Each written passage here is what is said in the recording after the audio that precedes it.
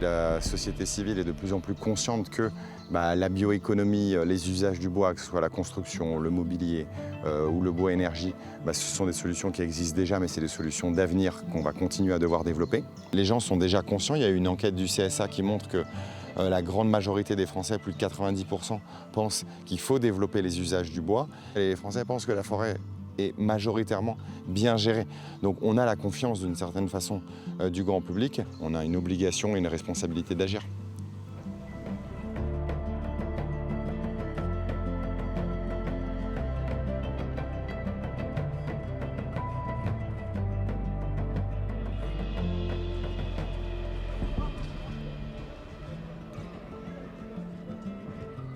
Alors nous sommes au cœur du village Saint-Paul, donc un quartier parisien qui est situé dans le Marais, entre la rue Saint-Paul et la rue des Jardins Saint-Paul. Et la rénovation dont on s'est occupé, nous, sur les 3 dernières années, le chantier a démarré fin 2017, avait avant tout un objectif thermique, donc améliorer la performance des immeubles. Et l'autre objectif du projet était aussi d'améliorer les tours intérieures pour les rendre plus attractives et favoriser la vie commerçante. Toutes les portes qu'on a changées sur les cours sont en chêne et le chêne provient de Normandie. C'est plutôt un bon point pour le bilan carbone, disons, de l'opération. Et les fenêtres, par contre, elles ont été fabriquées en Europe de l'Est avec du bois aussi de l'Europe de l'Est. Voilà. Et c'est vrai que l'usage du bois, pour certains, peut être tout de suite assimilé à de la déforestation. Donc nous, ça nous intéresse de pouvoir connaître l'origine du bois qu'on utilise et de pouvoir expliquer que les forêts dont provient le bois de nos constructions et de nos réhabilitations sont gérées de façon durable, en préservant la biodiversité, en préservant la ressource et les sols. Voilà. C'est quand même agréable d'avoir un endroit beau et de qualité quand on rentre chez soi, qu'on soit dans le logement social ou pas.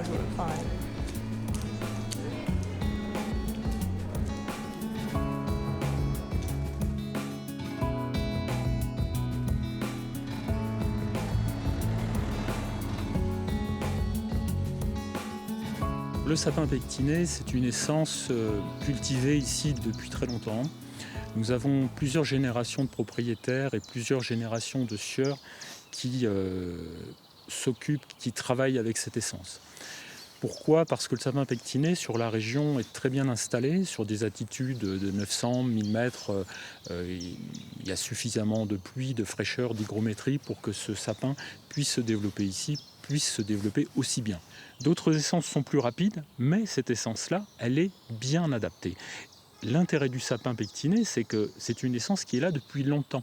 Donc on a une essence qui s'adapte petit à petit et puis qui aujourd'hui est en pleine puissance, pleine croissance. On n'a pas besoin d'aller chercher de bois à des milliers de kilomètres. On a ce sapin qui produit une matière utilisable ici, utilisable sur place. Le paradoxe, ce serait effectivement de se dire, on a une essence, on a une belle nature et on n'y touche plus. Parce que couper un arbre, c'est triste, etc. Non, justement, dans ces forêts, si elles sont dans cet état, c'est parce qu'on intervient régulièrement dedans, qu'on en sort une matière qui va permettre aux plus jeunes de se renouveler.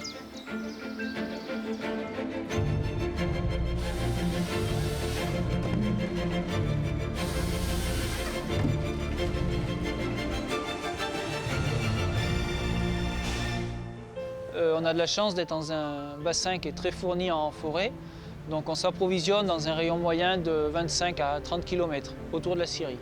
On transforme à peu près 20 000 m3 de sapin pectiné par an. Ça représente plus de la moitié de notre production. Avec ça, on fait entre 12 et 13 000 m3 de produits finis. Charpente, emballage, bois destiné à être collé, bois pour les menuisiers, pour les charpentiers. Pour nous, ce qui est important, c'est de pouvoir transformer la ressource locale, pas avoir besoin de faire des kilomètres pour aller chercher une matière première, et aussi qu'elle soit une ressource qui soit demandée au niveau local, et là c'est le cas. Historiquement, sur le marché français, il y avait beaucoup d'importations, alors qu'on a une énorme surface forestière, il y a beaucoup de matières qui venaient d'Allemagne, de Finlande, de Scandinavie, pour faire des maisons en bois, de l'ossature, du lamellé-collé. Alors qu'aujourd'hui, on a tout ce qu'il faut et on a quasiment la plus grande surface forestière d'Europe. Il faut juste se rendre compte que si on veut bien faire comme nos voisins, si on récolte la forêt régulièrement, on va se retrouver avec toute la capacité nécessaire. Si tous les gens font la culture de leur forêt, aujourd'hui on aurait une ressource largement suffisante, car il y a beaucoup de surfaces forestières en France qui n'est pas exploitée.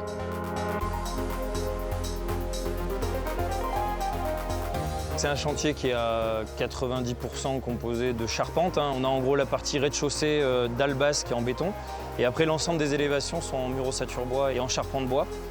Donc du coup, c'est vrai que c'est un chantier qui est intéressant pour nous parce qu'il y a un volume important de bois dans cette construction. On a beaucoup d'éléments qui sont en sapin pectiné. Donc c'était déjà un choix de la maîtrise d'ouvrage de travailler avec ce produit pour avoir une essence locale et minimiser un petit peu l'impact carbone du chantier. Donc du coup, sa bonne résistance mécanique et son traitement lui confèrent toutes les qualités pour être appliqué dans la construction. On a une mairie qui était motivée sur la construction bois. Après, c'est vrai qu'on a des partenaires au fur et à mesure des étapes de construction où on a quelques freins. Mais c'est en passe de se débloquer au fur et à mesure que les années avancent. Chaque barrière commence à se lever. Donc c'est vraiment très intéressant. Donc ça va dans le bon sens. Le marché de la construction bois est en essor perpétuel. Avec les nouvelles réglementations thermiques qui arrivent, la RE 2020 et tout ça, on est sur des bâtiments qui vont de plus en plus demander de bois pour diminuer l'impact carbone en fait, des constructions.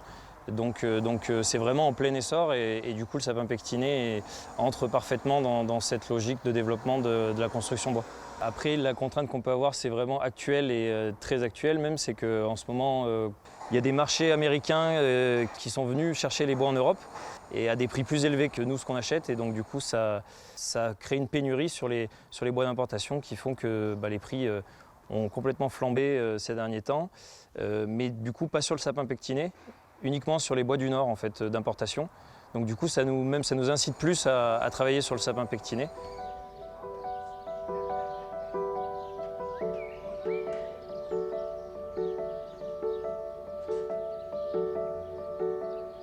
Alors ce bâtiment, il a été conçu déjà avec une maîtrise d'ouvrage qui avait une forte volonté d'avoir un bâtiment éco-conçu, une forte ambition environnementale en termes de confort et en termes de construction.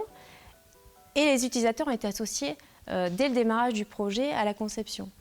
Beaucoup de bois, beaucoup de lumière. On est à la campagne, on est en périphérie de Clermont. On fait un bâtiment pour des enfants.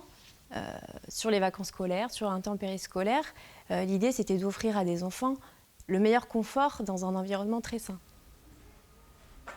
On a cherché à donner au projet des matériaux locaux.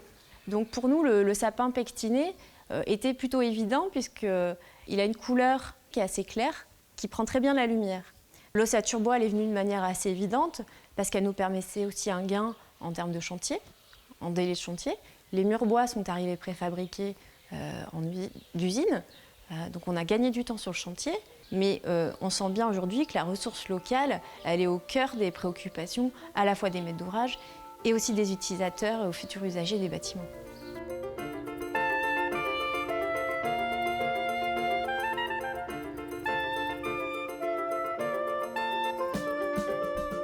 Nous sommes deux frères, donc l'entreprise fabrique du mobilier contemporain et design en chêne massif. C'est vraiment notre particularité, fabrication française et chêne massif. Donc aujourd'hui, on a une gamme qui est remarquée parce que très originale, très décalée par rapport à ce qui se fait. Les fabricants de meubles classiques en France n'existent quasiment plus et ce positionnement nous a permis de perdurer. Il y avait une tendance depuis 5 ou 6 ans où les clients commencent à regarder le type de bois et puis l'artisanat aussi, la qualité de fabrication. Nos fournisseurs nous disent que les cours sont en train de monter, le sieur ne peut pas s'allier par rapport aux traders chinois. Donc on s'attend à une hausse du prix du bois là, qui est déjà commencée, mais en septembre de 15 à 20%, ouais, certainement. On va sans doute être obligé d'augmenter nos prix, nous aussi, il n'y a pas le choix. En dernière extrémité, vraiment en dernière extrémité, on réfléchira à utiliser une autre essence de bois qui soit moins rare, hein, c'est aussi possible. S'il n'y a plus de chêne, on prendra du frêne ou du hêtre. Mais la beauté n'est pas la même. Et puis je pense que l'appétence du client pour du frêne ou du hêtre n'est pas la même. On a quelques marges. En tant que décideur public, quand on voit un export massif de grumes, je trouve ça effectivement dommage parce que le propre de la valeur de cette filière, c'est qu'on a une magnifique matière première et que si on ne la transforme pas, alors on est comme les pays qui exportons tout simplement notre matière première. Nous appauvrissons de la richesse que nous avons dans nos mains. Les Allemands, eux, ont décidé d'ensemble de dire non, nous exportons que des sillages. Ce que je trouve être très vertueux parce que ça veut dire que ce qui est exporté aura forcément permis à beaucoup d'acteurs de vivre, en fait, tout simplement. Donc à des ouvriers de travailler, forestiers, des ouvriers en scierie, etc. Il ne faut pas oublier à quel point les forêts publiques sont importantes pour la filière française puisqu'elles ne représentent que 30% de la surface forestière, mais 70% des volumes de bois transformés en France. Donc quelque part, on a une forêt publique qui est extrêmement solidaire de la filière bois française.